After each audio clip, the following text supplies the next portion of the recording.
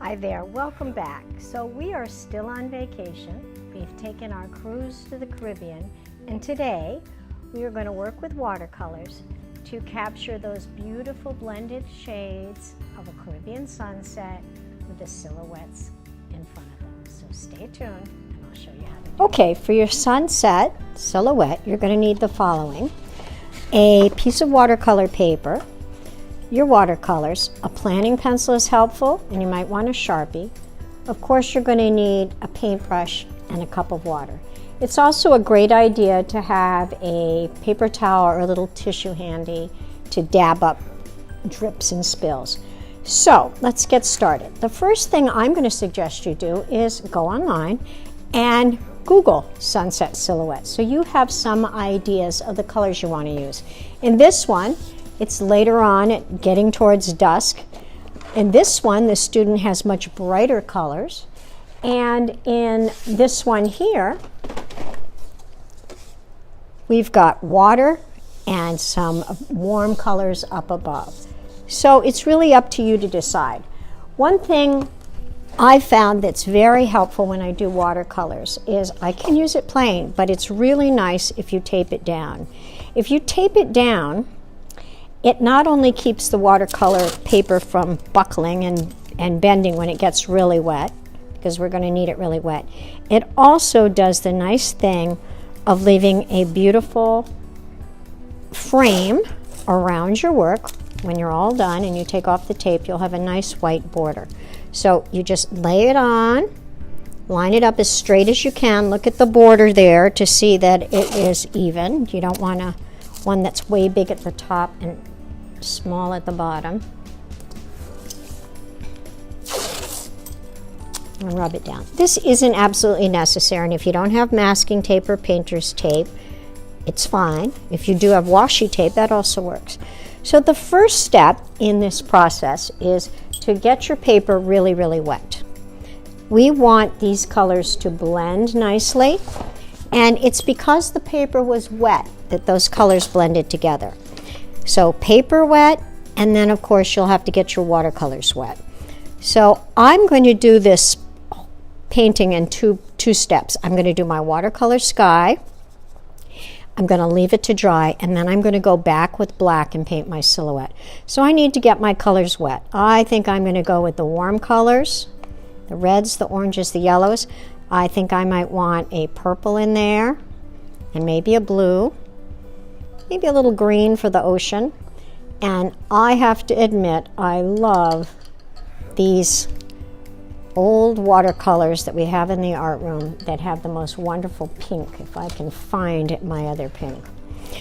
Okay, so what you're going to do is decide, are you going to do purples and pinks? Are you going to do the ocean below and blending up? I think I'm going to try that. So I'm getting it very wet. I'm putting a little purpley blue down. That might be my ocean. And I am just doing dabbing strokes, which you know how to do. If I want my ocean to kind of have that sparkly effect that it might have if the sun is shining on it, I could add a little bit of salt to it. But that has to be done while it's still wet. So I'm going to take a little bit of salt. Sprinkle it sparingly. That means not too much, just down below. And then I'll move up to my other colors. I am going to go from the blues to the purples to the pinks, kind of like the rainbow order.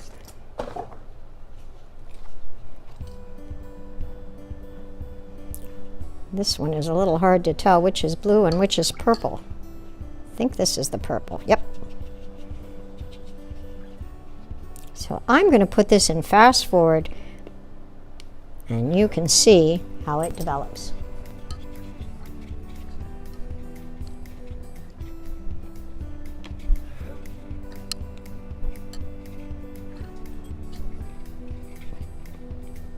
Okay, so I filled the entire page with paint. You notice I went right up to the masking tape line.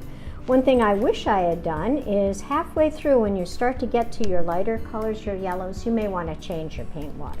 Now I have a few spaces where the paint has puddled, and I'm not sure I want it to dry in those lines. So what I can do is take a piece of tissue, just like a Kleenex, and just make a little wick and drain off a little bit of that. Not a lot, and I don't want those lines to show, so I might have to go back with a brush to blend it in.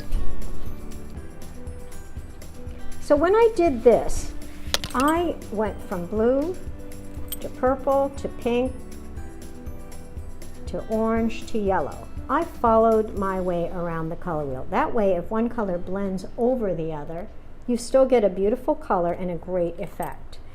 You could do it that way, or you could do like I did on my earlier picture, where I just get it wet and I blend maybe my pinks and purples with a little bit of blue. It's really up to you to decide. So the next step is to let this dry. You can go off and do your other work, you can have a snack, or you can do what I usually do, and that's get out the blow dryer. So I'm going to do that, and I'll meet you back. So I've used my blow dryer, and you can see it makes a wonderful effect. Where the salt was, you get this wonderful sparkles. The colors have blended up, and I'm ready to do the next step, which is to plan out my design. I did it lightly in pencil, and now I'm going to show you how to paint it in. You're going to want a very black, because we are painting the images that might be silhouetted against that bright sunset sky. And I think I will do a palm tree, and I'll show you a simple way to draw a palm tree. I might do a little bit of the shoreline. We'll see. For a palm tree, and again, you want it really black, just often they're a little bit bendable. And the easiest way to do it is to start by just doing some lines that go out like this. Those lines are very helpful to doing it. And then you go back with your brush straight up and down so you get a nice pointed tip, and just add those little fronds. They're called fronds, the palm fronds, the little those long narrow leaves that come out from the central thing. Don't forget to go back and make it black again. Though in this one, I noticed I had some areas of lighter and some areas of dark, and I kind of liked how that happened. It was kind of a mistake, but turned into what Bob Ross would call a happy accident. So just stay tuned, get out your nice black, add the details that you think it would be fun to have in your Caribbean sunset.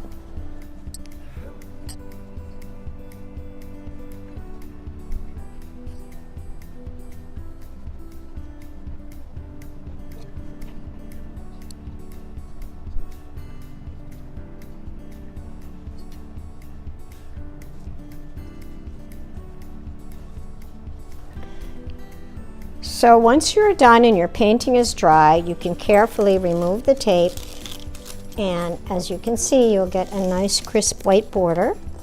Don't forget to sign your work,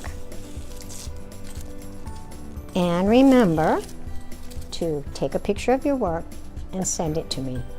I can't wait to see it. Bye-bye.